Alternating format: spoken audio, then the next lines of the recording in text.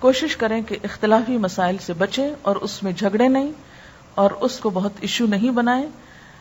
خاص طور پر ہمارے ہاں جس موضوع پہ بہت رمضان میں جھگڑا ہوتا ہے وہ تراویح کی تعداد ہے. اس میں آپ لوگوں کو ان کی سہولت پہ چھوڑ دیں, ان کا پیچھا نہ کریں کہ وہ اتنی پڑھیں یا اتنی پڑھیں. یہ ایسی چیزیں نہیں ہیں کہ جس پر ہم آپس میں دل برے کریں اور مسلمانوں کی اجتماعیت میں خلل آئے اور ایک دوسرے پر حرف اٹھائیں, کیونکہ یہ تقویٰ کے خلاف ہے.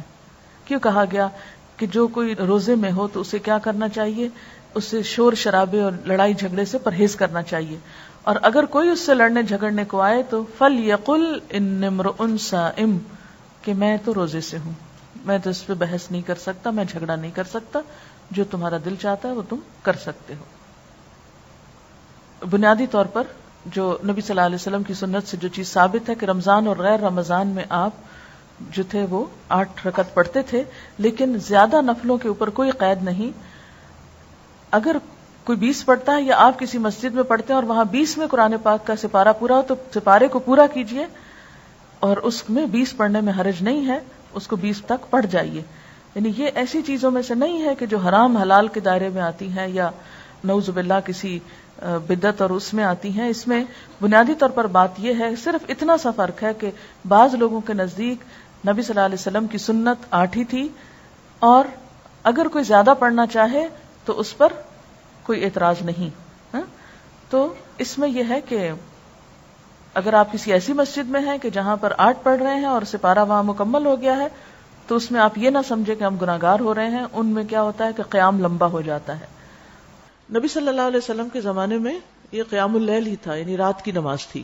اور تراویح اس لیے کہتے ہیں کہ جب حضرت عمر رضی اللہ عنہ نے اس کی باقاعدہ جماعت کا آغاز کیا تو پھر 4 رکعت کے بعد لوگ تھوڑا سا آرام کرتے تھے. آرام سے مراد یہ کہ تھوڑا سانس لیتے, پھر اس کے بعد 4 اور پھر 4, تو اس لیے اس کا نام تراویح پڑا, یعنی وہ نماز جو تھوڑے تھوڑے وقفوں کے ساتھ ادا کی جاتی ہے. اور یہ نبی صلی اللہ علیہ وسلم کے قول اور فعل دونوں سے ثابت ہے. آپ اپنے صحابہ کو قیام رمضان کی ترغیب دیتے.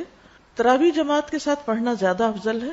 آپ نے اپنے گھر والوں اور بیویوں کو بھی تراویح کی جماعت میں شریک کیا اور طویل قیام کیا, خصوصاً آخری عشرے میں رات کے قیام کے لیے جگایا. حضرت ابو ذر فرماتے ہیں کہ ہم نے رسول اللہ صلی اللہ علیہ وسلم کے ساتھ روزے رکھے. آپ نے 23ویں رات تک ہمارے ساتھ رات کی نماز نہیں پڑھی, پھر 23ویں رات کو ہمیں لے کر کھڑے ہوئے, یہاں تک کہ 1/3 رات گزر گئی, 1/3, اتنا لمبا قیام کیا. پھر 24ویں رات کو نماز نہیں پڑھائی, لیکن 25ویں رات کو آدھی رات تک نماز تراویح پڑھے, پہلے سے بھی زیادہ لمبا. ہم نے عرض کیا, یا رسول اللہ صلی اللہ علیہ وسلم, ہماری آرزو تھی کہ آپ باقی رات بھی ہمارے ساتھ نوافل پڑھتے. آپ صلی اللہ علیہ وسلم نے فرمایا, جو شخص امام کے ساتھ اس کے فارغ ہونے تک نماز میں شریک رہا اس کے لیے پوری رات کا قیام لکھ دیا گیا. یعنی آدھے میں نماز چھوڑ کے نہ آ جائے انسان, اینڈ تک ساتھ رہے. پھر آپ نے 27ویں رات تک نماز نہ پڑھائی. 27ویں رات کو پھر کھڑے ہوئے اور ہمارے ساتھ اپنے گھر والوں اور عورتوں کو بھی بلایا, یہاں تک کہ ہمیں اندیشہ ہوا کہ فلاح کا وقت نہ نکل جائے. راوی کہتے ہیں میں نے ابو ذر سے پوچھا فلاح کیا ہے, تو انہوں نے کہا سحری کا وقت. یعنی اس سے اندازہ لگا سکتے ہیں کہ اس نماز کا پھر کتنا وقت ہو سکتا ہے. یعنی آپ نے 1/3 رات بھی قیام کیا, آدھی رات بھی کیا, اور تقریباً سحری کا وقت ختم ہونے تک بھی کیا. اسی لیے آپ دیکھیں کہ 27ویں رات کو عموماً بعض اوقات لوگ ساری رات قیام کرتے ہیں. اب یہ جو آپ صلی اللہ علیہ وسلم کا طرز عمل ہے, اس سے ہمیں پتہ چلتا ہے کہ یہ نماز پڑھی جانی چاہیے.